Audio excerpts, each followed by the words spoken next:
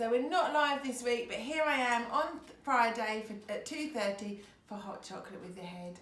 Another good week at Clock House. Lots of learning going on, lots of fun things going on. I'm loving the dances for Clock House does Strictly. I'm loving the hearts in the windows, and I'm loving all your learning, so keep going.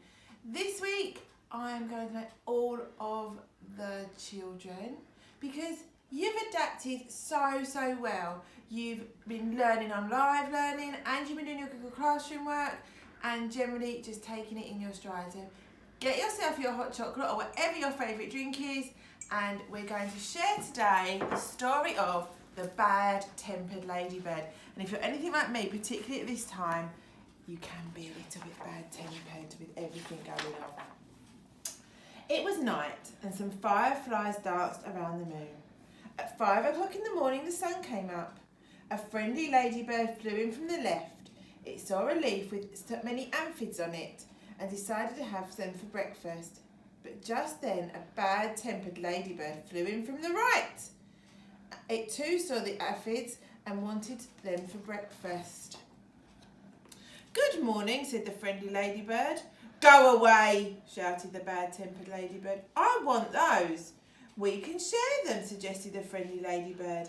"No, they're mine. All mine," screamed the bad-tempered ladybird. "Or do you want to fight me for them?" "Very nice, is it?" "If you insist," the friendly ladybird said sweetly. It looked the other ladybird straight in the eye. The bad-tempered ladybird stepped back. It looked less sure of itself. "Oh, you're not big enough for me to fight," it said. "Then why don't you pick on somebody bigger?" "I'll do that," screeched the bad-tempered ladybird. "I'll show you." It puffed itself up and flew off. At 6 o'clock, it met a wasp. "Hey you," said the bad-tempered ladybird. "Want to fight?" "If you insist," said the wasp, showing its stinger. You're not big enough," said the bad-tempered ladybird, and flew off. At 7 o'clock, it saw a stag beetle. "Hey you," said the bad-tempered ladybird. "Want to fight?" "If you insist," said the stag beetle, opening its jaws. "You're not big enough," said the bad-tempered ladybird, and flew off. At 8 o'clock, it came across a praying mantis. "Hey you," said the bad-tempered ladybird. "Want to fight?" "If you insist," said the praying mantis, reaching out its front long legs. "You're not big enough," said the bad-tempered ladybird, and flew off. At 9 o'clock, it almost flew into a sparrow. "Hey you," said the bad-tempered ladybird. "Want to fight?" "If you insist," said the sparrow, opening its sharp beak. "You're not big enough," said the bad-tempered ladybird, and flew off. At 10 o'clock, it saw a lobster. Guess what it said? "Hey you," said the bad-tempered ladybird. "Want to fight?" "If you insist," said the lobster, stretching its claws. "You're not big enough," said the bad-tempered ladybird, and flew off. At 11 o'clock, it bumped into a skunk. "Hey you," said the bad-tempered ladybird. "Want to fight?" "If you insist," said the skunk, starting to lift its tail. "You're not big enough," said the bad-tempered ladybird, and flew off. At 12 noon, it spotted a boa constrictor. "Hey you," said the bad-tempered ladybird. Want to fight?" "If you insist," said the snake. "Right after lunch." "You're not big enough," said the bad-tempered ladybird, and flew off. At 1 o'clock, it happened upon a hyena. "Hey you," said the bad-tempered ladybird. "Want to fight?" "If you insist," said the hyena, laughing eerily and showing its teeth. "You're not big enough," said the bad-tempered ladybird. At 2 o'clock, it met a gorilla. "Hey you," said the bad-tempered ladybird. "Want to fight?"